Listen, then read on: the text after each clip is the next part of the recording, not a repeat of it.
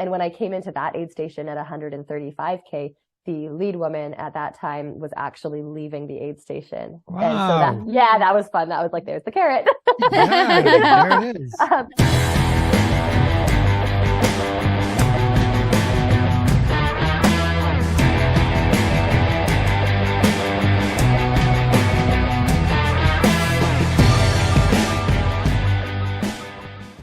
Hello, everybody. We are back with another GottaRunRacing episode.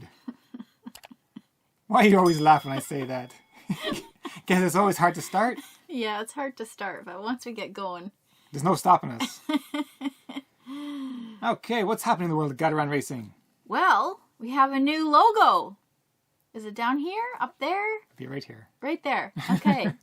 What do you guys think? Let us know in the comments below. We're not going to say anything about it. Just, you look at it and saying this or that.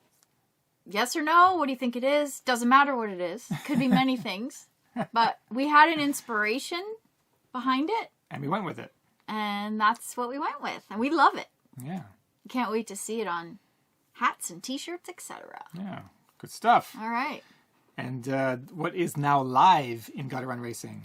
We run the North Virtual National Park 10K Series and Lost Treasure Trail Race. And excitingly enough, the distance that is currently winning in registrations is the new 25K. All right. I wonder what that course is going to look like. We'll figure it out before race day. Yeah, maybe a couple of days. Yeah, let them go this way. Good stuff. All right. And who is on the podcast today? Well, we have Jenny Quilty from Abbotsford, BC. She's been running ultras for about 7 years now. She's won the Squamish 50-50 outright in 2019. She placed second female at Canadian Death Race in 2021. Mm-hmm. She also in 2021 won top female ultra trail Harikana, beating Marianne Hogan. Oh, we all know who that is. And she recently participated in and won her very first 100-miler that she ever entered in Chiang Mai, Thailand, which earned her a golden ticket to Western States and a spot at UTMB. There you go. Here's Jenny. Coming up. So welcome to the podcast, Jenny, and congratulations on winning your first 100-miler recently in Thailand. Thank you. But before we get to that, tell us what drew you originally to the ultra running scene. I was resistant at first, probably as most of us are when we hear about these big, wild endeavors. But I got drawn in after completing my university schooling. So I did my undergrad out in Edmonton. That didn't pull me in. And then I came back to BC and finished my master's at UBC. And I just wanted another goal. I've always been really goal oriented, and I've liked having things on the calendar to work towards that are tangible. You know, like with school, with running, you do a certain thing, you hope for a certain result, and it kind of should add up in some way, or you learn as you go and you change your plans. So, that kind of drew me into setting up a goal to work towards an ultra. And I chose my first 50K for basically September after I graduated. So I had kind of a full year to move into more training for the trails and just learning obviously more about the whole idea of completing a 50K. I think women are a lot more goal-oriented when it comes to training. Don't you find that we seem to need that race, that goal achievement in order to stay more focused? Whereas I think guys just tend to... We just run for running. They just, yeah. We're running away from something. Well, we first came across your name back in 2019 when you won outright Squamish 50-50. Can you explain this race? This is where you run the 50 miles first, 50K second. Yeah. Saturday and Sunday. Yeah. And I'm just curious, do you hold back on that first day and then you did everything the second, or you said just go for it and whatever happens, happens? I would say, so for me in that year, my goal was to go out and challenge the course record. So I was aware of that the first day and wanted to make sure the second day could be successful as much as controllable, right? I think that's something, again, really interesting. You bring that one up to start, that has changed. So this past summer, I'll give a shout out to Priscilla Forgy, who took the record. Yeah, I'm gonna say that. So I would say she went out racing. And I can say this, she told me in advance when we were talking about the race, she was going to go race the 50 miler, see what happened, and decide if she would do the 50K. So I know she went out racing the 50 miler, she won it. And I think like now in the 50-50, if you're going to, let's say, compete for the podium or the course record, especially, you do have to race both days. Whereas I would say even when I did it in 2019, I was racing it, but I wasn't intentionally racing the people in the individual events. That kind of just happened along the way. Right. Yeah. Well, a shout out to Priscilla. Yes, I was going to mention her name. But now that she has the record, are you going to try to reclaim it? Not this year. Squamish has a big place in my heart. It's a race I am at every year. I will certainly be there this year. In what capacity we'll find out kind of as the summer plays itself out. But I don't think I'm ready to make that the focused goal, because I think it does need to be the focused goal of the year. Like those days have significant elevation, but it's still a very runnable course when you're on the West Coast, but it's technical.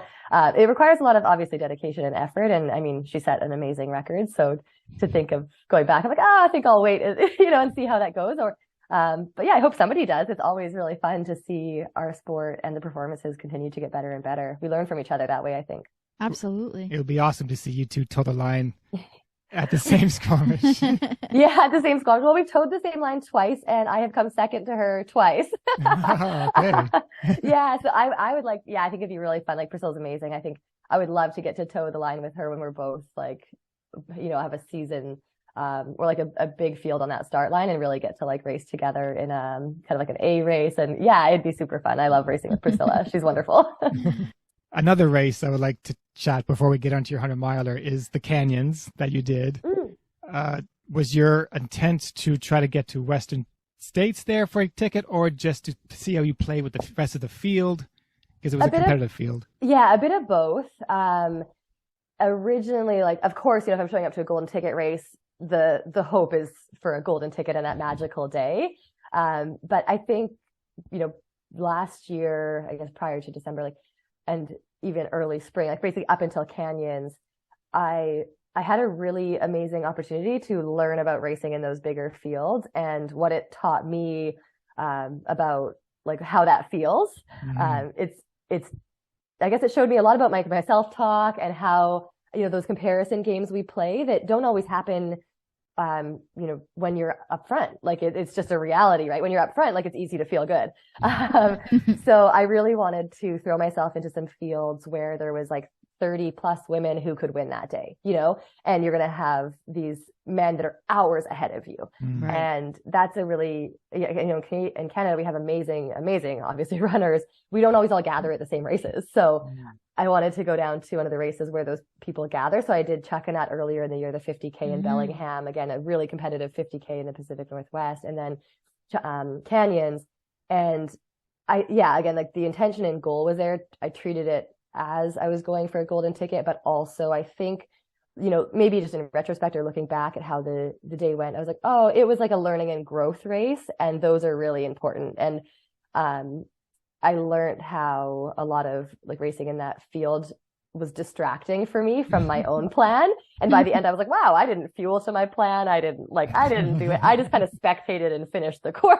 And I was like, that's interesting. So, it was really cool to unpack that and then see how I could grow that for the next kind of attempt or the next race. And yeah, it kind of changed my summer plans of like, okay, I need to throw myself into some more shorter races just to, play with that idea of being in different spots and play with these new mental skills that I'm working on before kind of going towards the next one.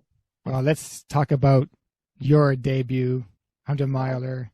Sure. In Thailand, the Doi Inthanon. We tried to say We've been practicing to say that. People have asked me, I'm like, I say Doi Inthanon. I think that sounds accurate. I think you got it right. Yeah. Okay, good. Okay. Why did you choose this particular race? Doi Inthanon had been on the calendar since about March. The UTMB series is now doing their elite support program where they offer entries and some financial support to racers because they want to attract competitive fields. So I had originally picked Thailand back in like March of last year because it's amazing. I thought it'd be like a nice place to go in winter. I wanted to do the 100K because, again, I figured that was not risking anything in my season, but also, made it worth the 16-hour flight. And then in September, they announced that it was now a world major, meaning that in any of the distances, top 10 get entry to UTMB as well as a golden ticket race. And I sat on it for a few days. I called a few friends, my business partner, Katrina, and I called her my trail sister or trail wife because we're all things trail together. So called her and was like, am I getting distracted? Am I being too, opportunistic, right? With like throwing this 100-miler in that is a very unique course and it requires travel and all that. And she's like, the advice from everybody, including my coach, when I said, tell me if I just need to get back on track and focus again here, and be a little more patient in the timeline. And it was kind of like a resounding yes, go for it, from everyone. So the draw for me was definitely the opportunity to go after another golden ticket. And then the other draw was the timing of it. Tell us about the terrain of this race, because from the profile, I see that you get the biggest climbs over relatively early. Is that right? Yeah. When I was racing, I was trying to do the math to be like, I've done a third. Have I done a third of the vert? I don't know. Like, I never actually solve the math problems I start when I'm racing. I usually just wander on to the next thing. But the biggest climb, it's about 2,000 meters of gain, happens in the first 50K. So when you reach the summit, you're at 50K. Okay. Again, the neat thing with that, just kind of tying into the heat part, was because you're going up into the mountains, that's actually where it's cooler. So that was the coldest point in the race. And as you go back down into the valleys, it gets really hot again. But yeah, so you climb up to the summit at 50K. That's your biggest climb of the day. And then really within the race, there's just very little flat terrain. Like, that's probably the best way to describe it. You're kind of always doing something other than flat. So it's a very interesting course. Like, there's actually quite a bit, I would say, of runnable terrain compared to what I initially maybe expected, because of that profile. But there are spots where you can get a bit of flow, and it's just like everything in between is gnarly. So you get some flow and then you go up this mountain. There's my favorite spot to reference is it's just an irrigation pipe. Like, they must have seen it and been like, well, obviously humans have been here. We'll stick some flags up it. And it was at night for me, and you look up and you just see this headlamp that, again, like you'd think would be the moon. Like, it's straight up there. And you're like, well, okay, like, I guess that's where we're going. So yeah, there was stuff that I feel like normally is obviously not used for trails. They definitely, not like, not a hit at all at the trail work because it was great overall, but like, they don't clear down trees. Like, there was every log that was down was just down, and you go over or around, and it was fine. But I was like, yeah, this is different. Like, trail work is different. Did you grab the lead early and hold on to it, or how did that work? No. I followed my race plan, I'm happy to say, which was go out, respecting the terrain and the distance, and let the race kind of come to me, like, not too passively, obviously, but be patient, right? And wait to start. So I knew I felt like with where my fitness was at, if I went out treating it like a 100-miler, going out like an easy run is kind of my approach of treat it like a normal weekend easy run, that should set me up to be in a good place to race. So yeah, I ran in third for probably the first, I think, half at least. And then it was, I think, about 100, somewhere around the 100K mark, maybe just after 110 or something, at a crude aid station that I went into in the night. And I got to see my crew, Matt, my partner. And that was where I was kind of like, what's going on ahead of me? Like, I don't need to know everything exactly yet. In my race plan, I had said, as long as I'm not way off, like, I need, if I need a kick in the pants to like start to push a bit more, if it feels okay earlier on, then tell me. But like, as long as I'm in a good spot where I want to be, kind of in that top, podium to fourth maybe fifth, depending on how tight the field was positioned. I don't need to know too many details really until 135K, because my best kind of approach racing is that later section. I find I'm somebody who really tends to ease into races, and then I like tend to not really change that, whereas often other people will, fade a bit or try to have that. But yeah, at around 100K, I arrived to that night aid station in third. A girl that was, I think this is a dramatic story of the race, a girl that was running in fourth, again, a bit too early, obviously, to predict final outcomes, but she was running in fourth. She missed one of the aid stations. I think she just made a wrong turn because she maybe looked back and saw a sign rather than continuing to the aid station and then coming back to that spot. And she had about 14K that she had to add on if she went back to that aid station to catch back up to where she realized her mistake. So that's how I moved into third. She ran back past me on the trail. I don't know if she finished. That must have been mentally destroying her, but yeah, I had a hard time dropping it. Like I had to be like, hey, like you can't help her, keep going. Because she came back past me and I instantly, was like, are you okay? What's wrong? Like, I have all the first aid kit I could ever need out here. I have an inReach, like, what do you need? And she's just like, I missed the aid station. And I was just like, oh, like my heart sank for her because I knew how far she was. I was like, you have about good for you. Yeah, I mean, like it happens. It's all part of racing, right? Yeah, so that's how I moved into third. I came into that aid station around 100K, and actually the woman who had been leading, Oana, she was there and she was puking. So I looked over, I was like, oh, Oana's still here. That's great for me. And then I asked Matt, where's the other woman? How long ago did she, like, how far ahead of me? And I think at that point he said she was about maybe 10 or 15 minutes ahead of me out of the aid station. And so I was like, oh, great. Like that's fantastic. Really. You got a lot of time there to catch her. Yeah, that's perfect. And I was like, okay, like, what I didn't want to hear is that they were an hour ahead. Yeah. Right. I was like, okay, like we're in the trails, we're in it together. That's relatively close and I feel good. So I took off into that next section and knew that again it would be about 20, or I guess I would see Matt again at 135K, and that's when it was time to really figure out where she was and see how I was feeling, right? That would be in the daylight and back into the next morning.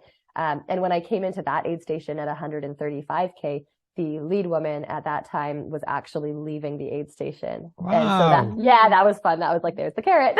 There it is. So that the race played out really well that way, that I kind of had these boosts. And again, I was feeling good. So when I went into that final section, my kind of mentality or like mantra that I used was run more than she wants to. I kind of had that competitive bug that was like, I'd hit a little flat section or a gradual uphill and be like, she won't want to run. And again, like you make it up in your brain, right? I don't know what she was doing. Right. She could be playing you the same way. Exactly. And I hope she was, right? Like I hope that there was that piece of, like, I'm sure she saw me and went like, oh, she's gained on me through the night, right? I'm sure that clicked. And then I didn't pass her until, actually, I think I was surprised by how fast I did catch her. I caught her within the next 6K section before the next aid station. And when I saw her, she said to me, like, I'm so tired. And I was like, oh. You should have said, yeah, me too. I might have. Like, I kind of was like, oh, I don't want to feel like, I don't want to be like, oh, I'm not. Like, that's not what you do in this race, right? And, like, there's no need for that. Like, the race will play out how it plays out. So I think I might have said like, oh yeah, like it's, it's been a long day. But in my head, I was like, okay, that's great. Like, I feel really good. And I obviously, like, coming from behind, there's that emotional boost too, that when you catch somebody, you're in probably a better place than when you get past. Right. So I just tried to really ride that. And then, I guess I did, because even though I was shoulder checking, in any long stretches, kind of like, okay, where is she? I didn't see her again. And in that last, I guess it would be about 35K you have to run. So 29-ish K, I put on an hour. So like, that's a lot to gain. So I was like, oh, okay, I did a good job of running away. Wow.